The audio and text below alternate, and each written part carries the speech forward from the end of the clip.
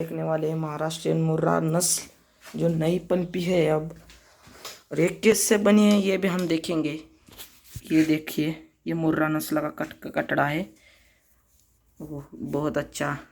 और इसकी ग्रोथ, हम इसे सिर्फ 1 किलो तक ही दूध पिलाते हैं रोज, इतना तगड़ा बन चुका है अभी।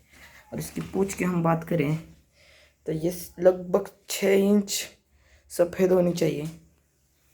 और इसके पैर हम देखते हैं पीछे के, और ये देखिए एकदम सीधे खड़े रहते हैं, एकदम मुर्रा की तरह। और इनमें कुछ खासियत भी है, इनका दूध बहुत गाढ़ा होता है, लगभग 30 फैट बचता है इनका।